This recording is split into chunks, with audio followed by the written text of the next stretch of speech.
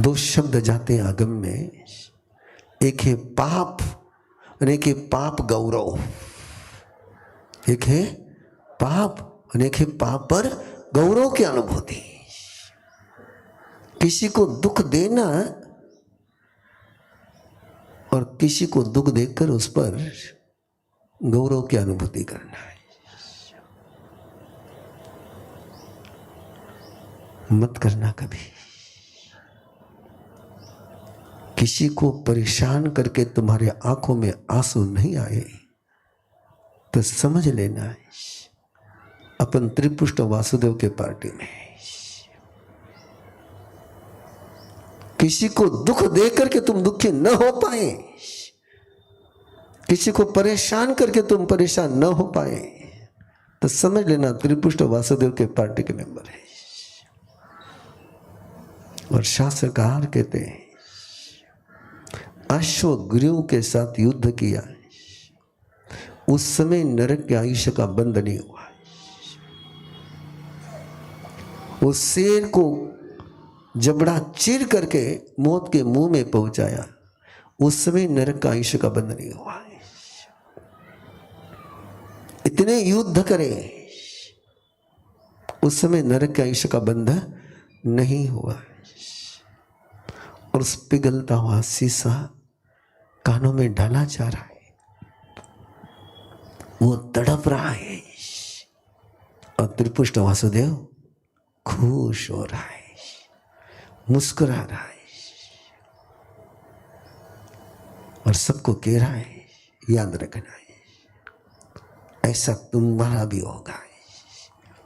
और लोगों में भय और आतंक और दहशत और डर। तय करो भयंकर बनकर के जीना है कि शुभंकर बनकर के जीना है।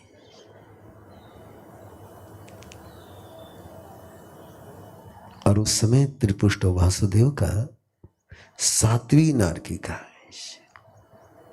33 सेकंड में 33 सागरोपम का आयुष्य। कितने पल की थी वो सारी वेदनाएं।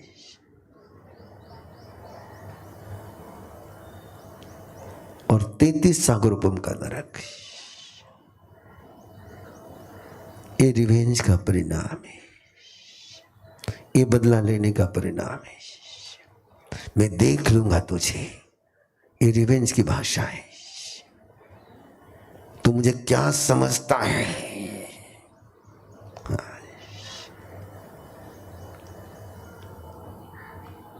ये भाषा किसकी है?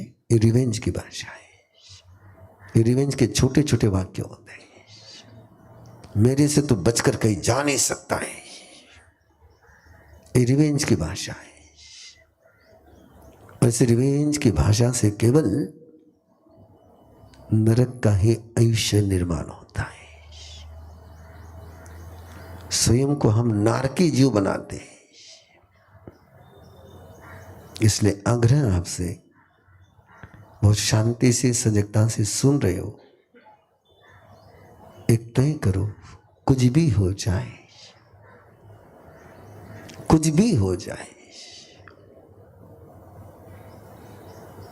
मैं प्रतिशोध की भावना में नहीं जाऊंगा। गुस्सा आप कर सकते हैं, मेरी ओर से गुस्सा करने की परमिशन है, गुस्से के मना नहीं करता। काम गुस्से से बाहर निकल सकते हो, लेकिन प्रतिशोध की यात्रा में से बाहर निकलना बहुत मुश्किल है, बहुत मुश्किल है। उसके लिए कोई द्रौपदी लगती है जो प्रतिशोध की यात्रा से बाहर निकल सके। द्रौपदी लगती है, द्रौपदी का कलेजा लगता है। जब अश्वत्थामा ने द्रौपदी के 5 पुत्रों को नींद में मार डाला युद्ध के समापन में, उस समय द्रौपदी ने प्रतिज्ञा करी कि जिसने मेरे पुत्रों को मारा है उस हत्यारे को पकड़ो।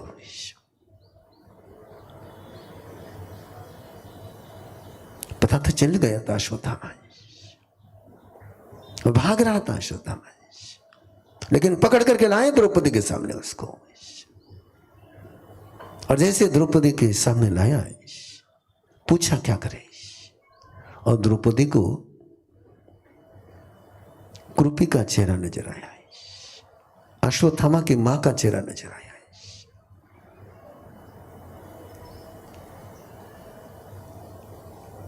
उसका तो पति भी नहीं रहा है, बेटा भी चला जाएगा। मैं जिस दर्द से गुजर रही हूं वही दर्द उसको झेलना पड़ेगा।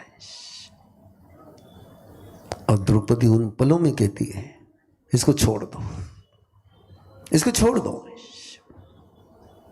इसको सजा नहीं देनी है, इसको मौत नहीं देनी है। ये वही कर सकती है जो द्रौपदी होती है कि प्रतिशोध की यात्रा में कदम बढ़ाने के बजाय पीछे मुड़ना, लेकिन जरूर मुड़िए, आगे बढ़े होंगे तो मुड़ जाइए, मुड़ जाएंगे। आगे बढ़ते गए तो वही परिणाम है। 33 सागरोपम का नरक आयुष्य। 2 सूत्र याद रखना है। किसी दुखी को देख करके खुश मत होना है, किसी को परेशान करके कभी खुश मत होना है, किसी को टॉर्चर कर करके कभी खुशी में झूमना मत, कभी सीखी बघाड़ना मत।